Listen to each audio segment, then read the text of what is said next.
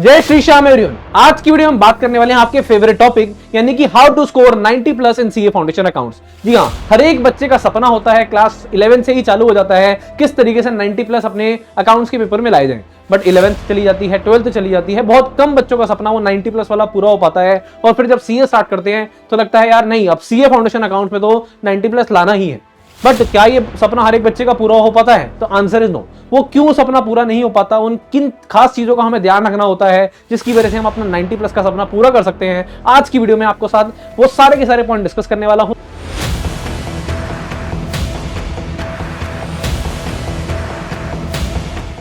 फटाफट से वीडियो को लाइक कर दो और शेयर कर दो अपने दोस्तों के साथ जो भी जनवरी 2025 अपना अटेम्प्ट देने। तो सबसे पहले मैं आपको कुछ टिप्स देने वाला हूं और उसके साथ साथ एंड में टारगेट भी देके जाऊंगा कि इस डेट तक अगर आपने ये चीजें कर ली तो definitely you can score 90 plus in CA foundation account January 2025। अब बात करेंगे टिप्स की। सबसे पहले तो बेटा आपका सपना है 90 प्लस लाने का। आप कभी भी किसी से ये मत पूछना कि सर इंपॉर्टेंट चैप्टर्स क्या है। 90 प्लस का सपना है, टाइम है अभी भी आपके पास अच्छा खासा। तो सबसे पहले तो आपको सिलेबस कवर करना है, पूरा का पूरा 100% सिलेबस कवर करना है और स्टार्ट करना है चैप्टर नंबर 1 यानी कि अपनी थ्योरी वाले से। उसके बाद जर्नल, लेजर, ट्रायल बैलेंस, इसी सीक्वेंस में जाना है। आपके लिए कोई भी शॉर्ट फॉर्म नहीं है, कोई भी शॉर्टकट नहीं है, कोई भी शॉर्टकट नहीं है। आपको पूरा का पूरा सिलेबस कवर करना है बहुत अच्छे तरीके से।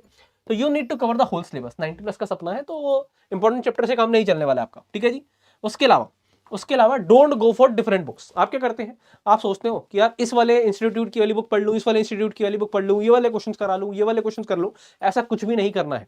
90 प्लस का सपना ना डिफरेंट बुक्स करने से नहीं होगा, एक ही क्वेश्चन को बार बार करने से होगा। और आपको क्वेश्चन कौन से करने हैं वो भी बता दूं मैं आपको। आईसीआई मटेरियल के अंदर जितने भी क्वेश्चन है, आपका आईसीआई मॉड्यूल है उसके अंदर जितने भी आपके प्रैक्टिकल क्वेश्चन है, इलस्ट्रेशन है, वो सारे के सारे। उसके अलावा आरटीपीस कम से कम पिछले 5 अटेम्प्ट के आरटीपीस, एमटीपीस कम से कम 3 अटेम्प्ट के और पास्ट एग्जाम कम से कम 10 अटेम्प्ट के पास्ट एग्जाम क्वेश्चंस। सिर्फ आपको ये करना है। अगर आपने ये कर लिया ना तो डेफिनेटली आपके सारे के सारे क्वेश्चंस कवर हो जाएंगे। अब आप कहेंगे सर इतनी सारी चीजें कैसे करेंगे? तो बेटा आप इसके लिए रेफर कर सकते हैं हमारी परफेक्ट प्रैक्टिस बुक, जिसके अंदर आईसीए मॉड्यूल के सारे क्वेश्चंस, आरटीपी 5 अटेम्प्ट के नहीं, उसमें पता नहीं कितने अटेम्प्ट के हैं आज तक, जितने भी उस चैप्टर से क्वेश्चन बनेंगे सारे के सारे पीपी बुक में मिल जाते हैं। एमटीपी सारे के सारे, पास्ट एग्जाम क्वेश्चन जितने भी हैं सारे के सारे। अब आप कहेंगे सर कितने सारे क्वेश्चन हो जाएंगे? बेटा यही तो बेस्ट बात है कि परफेक्ट प्रैक्टिस के अंदर जहां पर जो सेम क्वेश्चन आ रहा होगा ना उसके आगे रेफरेंस लिख दी होगी कि भाई साहब ये वाला क्वेश्चन इस जगह पे आया, तो आपको समझ आ गया यार ये वाला क्वेश्चन बहुत ज्यादा इंपॉर्टेंट है, आईसीए का फेवरेट क्वेश्चन है। तो उससे क्या हुआ, आपका क्वेश्चन रिपीटेशन कम हो गई। तो बेस्ट मर्जिंग मिलती है आपको परफेक्ट प्रैक्टिस बुक में सारे के सारे क्वेश्चन की। तो या तो आप ये सारी चीजें कर लो, और अगर नहीं करना चाहते हो, सिर्फ परफेक्ट प्रैक्टिस करना चाहते हो तो सिर्फ परफेक्ट प्रैक्टिस कर लो। अगर परफेक्ट प्रैक्टिस कर ली तो ये कुछ भी करने की जरूरत नहीं है। तो क्वेश्चंस के लिए आपको डिफरेंट बुक्स पे नहीं जाना है। अगर आप पीपी है तो सिर्फ परफेक्ट प्रैक्टिस पे फोकस करिए, अदरवाइज ये सारी की सारी चीजें करिए, ठीक है जी। तो ये हो गया, don't go for different books. 90 plus का सपना हो या पास होने का सपना हो, आपको चीजों को बहुत ज्यादा सिंप्लीफाई करना पड़ेगा अपनी लाइफ के अंदर। जितनी ज्यादा कॉम्प्लिकेट करोगे चीजें उतनी ज्यादा लाइफ कॉम्प्लिकेटेड होगी, उतना ज्यादा अपने सपने से दूर होते रहोगे। उसके अलावा questions become lengthy in exam. ये बहुत सारे बच्चों की दिक्कत रहती है कि सर जब हम अपने घर पे बैठ के प्रैक्टिस कर रहे होते हैं क्वेश्चन बहुत ज्यादा आसान होता है, टाइमली मैनर में पूरा हो जाता है, और पेपर के अंदर वही क्वेश्चन हमसे डबल टाइम लग जाता है, 1.5 गुना टाइम लग जाता है। फॉर एग्जांपल कोई फाइनल अकाउंट का क्वेश्चन है, हम यहाँ पर घर पे करेंगे तो 10 मिनट लग रहे हैं, घर वहां पर एग्जाम में लगते हैं 15 मिनट। ऐसा इसलिए होता है मेरे बच्चों क्योंकि यहाँ पर आप जो क्वेश्चन कर रहे होते हो ना वो रफ में कर रहे होते हो। पेपर के अंदर क्या करना पड़ता है, पेपर के अंदर बनाना पड़ता है फॉर्मेट। पेपर के अंदर फॉर्मेट का ध्यान रखना है, प्रेजेंटेशन का ध्यान रखना है। तो ये सारी चीजें आ जाती हैं वहां पर।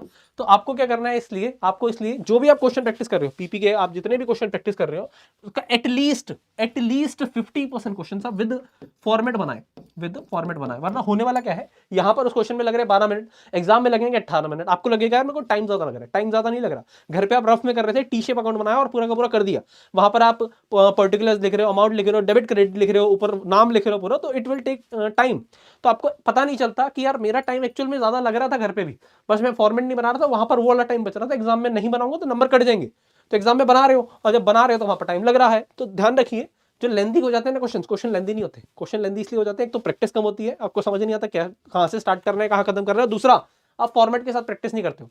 तो मैं कह रहा हूं आप रफ में भी जब भी प्रैक्टिस करते हैं उसका 50% क्वेश्चन कम से कम आप विद फॉर्मेट ट्राई करिए, और बिलीव मी ये it will create a big difference. ये कोई नहीं बताता आपको, कोई भी नहीं बताता, और आपने ये फॉलो करना चालू कर दिया ना आज से, तो आपको पता लगेगा it will create a very big difference. कहीं ना कहीं 20 to 30% मार्क्स अभी से इंक्रीज होने चालू हो जाएंगे इसके अंदर। उसके अलावा need analysis of every chapter, आपको क्या चाहिए, हर एक चैप्टर का एक डीप एनालिसिस चाहिए। डीप एनालिसिस बोले तो कि यार इस चैप्टर के अंदर मेरे क्या पोर्शन स्ट्रॉन्ग है, मेरा को क्या आता है क्या नहीं आता। फॉर एग्जांपल एनपीओ का चैप्टर है, एनपीओ के अंदर आपको पता है यार गिनती की 4-5 चीजें हैं, सब्सक्रिप्शन है, कंज्यूमेबल्स हैं, इस तरीके से 3-4 चीजें आपको पूरा का पूरा, डोनेशन है, फंड बेस्ड अकाउंटिंग है, इस तरीके से 4-5 चीजें। तो उसके अंदर मेरा कौन सा पोर्शन स्ट्रॉन्ग है, कौन सा वीक है, इस तरीके से आपको पूरा का पूरा एक एनालिसिस चाहिए। और ये कब पता लगेगा, ये पता लगेगा जब आप हर चैप्टर का, सबसे पहले आपने हर चैप्टर का प्रैक्टिस करने के बाद आपने सबसे पहले कंसेप्ट समझा टीचर से, उसके बाद पीपी के सारे क्वेश्चन प्रैक्टिस करें, उसके बाद टेस्ट दिया। जब तक आप टेस्ट नहीं दोगे मेरे बच्चों, तब तक कोई फायदा नहीं है। आपको लगता है यार मैं कंसेप्ट कर लूं मेरा काम हो गया, ऐसा नहीं है। कंसेप्ट करने के बाद क्वेश्चन प्रैक्टिस करनी पड़ेगी, ताकि आपको प्रैक्टिस की पता लगे कि आपको क्वेश्चन कितना समझ आया, कितना कंसेप्ट समझ आया। उसके बाद आपको हर एक चैप्टर का टेस्ट देना पड़ेगा, तब जाके पता लगेगा कि यार कितनी अच्छी तरीके से चीजें आ रही हैं। तो हर चैप्टर का एनालिसिस जरूरी है, जो टेस्ट से पता लगेगा कि इस चैप्टर में आपका क्या पोर्शन स्ट्रॉन्ग है और क्या वीक है। रिवीजन के टाइम पे मैक्सिमम बच्चे क्या करते हैं, रिवीजन करते भी हैं तो क्या करते हैं यार, वो दोबारा से स्टार्ट से अपना लेके बैठ जाते हैं। फॉर एग्जांपल एनपीओ रिवाइज कर रहे हैं, पूरा का पूरा दोबारा वैसे ही पूरा उठा के रिवाइज कर रहे हैं, क्वेश्चन का उन्हें पता नहीं कैसे करना है, कौन सा करना है। रिवीजन के अंदर अगर मैं बात करूँ ना, रिवीजन सबसे बढ़िया तरीका क्या है, आपने टेस्ट दिया, आपको पता लग गया क्या गलतियां हैं, उस पॉइंट्स को मार्क कर लिया, रिवीजन के टाइम पे उनको बहुत अच्छे से देखना। क्वेश्चन जब आप पहली बार कर रहे हो तो स्टार मार्क करते चलो, जो क्वेश्चन यूनिक लग रहे हैं, लेंदी लग रहे हैं, डिफिकल्ट लग रहे हैं, रिवीजन के टाइम पे सिर्फ उन्हीं को करना होता है। स्टार मार्क क्वेश्चन जो मैं आपको हमेशा कहता हूं कि स्टार्टिंग से मार्क करके चलिए। तो need analysis of every chapter के लिए आपको चाहिए टेस्ट। अब आप कहेंगे सर चैप्टर वाइज टेस्ट कहां से लाए, तो बेटा ये आपको हमारे पूरे 9.0 कोर्स के अंदर पीपी बुक के साथ साथ आपको टेस्ट मिलते हैं, हर एक चैप्टर के 2-2 टेस्ट मिलते हैं, जो हमारी फैकल्टी आपको टाइम्स बाउंड मैनर के अंदर with in 7 days, maximum 7 days के अंदर पेपर चेक करके देती है। तो आप वो भी यूज कर सकते हैं, और चाहे तो आप बाहर से भी ले सकते हैं। बट ध्यान रखना, टेस्ट किसी एक्सपर्ट फैकल्टी से चेक कराना, ऐसा ना हो कि खुद ही बैठ गए चेक करने। इसके अलावा दूसरा, whole chapter is covered in points. बेटा देखो क्या, आपका सिलेबस बहुत ज्यादा वास्ट है, तो आपके लिए जरूरी है कि वो पूरा का पूरा चैप्टर आपके पास ना कुछ पन्नों में या कुछ पॉइंट्स में कवर हो। जैसे मैंने एनपीओ का एग्जांपल दिया, सब्सक्रिप्शन है, फंड बेस्ड अकाउंटिंग है, और ये चीजें हैं। तो इस तरीके से ना चैप्टर को पूरा पढ़ने के बाद अपने दिमाग में एनालिसिस करा करो कि यार इस चैप्टर में है क्या क्या। ठीक है जी, अपने दिमाग में नोट्स बनाया करो, दिमाग के अंदर बैठ, मतलब एक बार तो आपने पूरा पढ़ लिया, उसके बाद एक बार पढ़ के पूरा रिवाइज कर लिया, उसके बाद उसके मेजर पॉइंट्स को अपने दिमाग में बिठा लो। रिवीजन के टाइम पे जब तक ये दिमाग में नहीं बैठेंगे ना सारे पॉइंट्स कि इस चैप्टर में है क्या, तब तक वो नहीं बात बनेगी। तो इसके लिए आप कंसाइज नोट्स रेफर कर सकते हैं, अपने कंसाइज नोट्स जरूर बनाइए आप पेपर से पहले के लिए। बेसिकली आज के समय में, आज जो अपने उस 1.5 दिन की तैयारी कर रहा है कि पेपर से पहले 1.5 दिन में मेरे को क्या पढ़ना है, वही है 90 प्लस और 100 का सपना देख सकता है भाई साहब, वरना तो बाकी सब हम सब टाइम पास कर रहे हैं। आपको क्या करना है, बेसिकली सबसे पहले प्रैक्टिस जरूरी है। प्रैक्टिस के समय आपने मार्क कर लिया कि रिवीजन के टाइम पे कौन से क्वेश्चन करने हैं। नोट्स बनाते समय आपने ये डिसाइड कर लिया कि रिवीजन के टाइम पे मेरे को कौन से नोट्स को और कौन सी गलती को ज्यादा फोकस करना है। अभी सारी की सारी गलतियां कर करके उन्हें मार्क करते रहो कि यार ये रिवीजन के टाइम पे मेरे को बहुत ज्यादा हेल्प करने वाली है। तो whole chapter is covered in points, सारे के सारे चैप्टर आपके कवर होने चाहिए पॉइंट्स में, और ये इस वाले पॉइंट से ही लिंक है।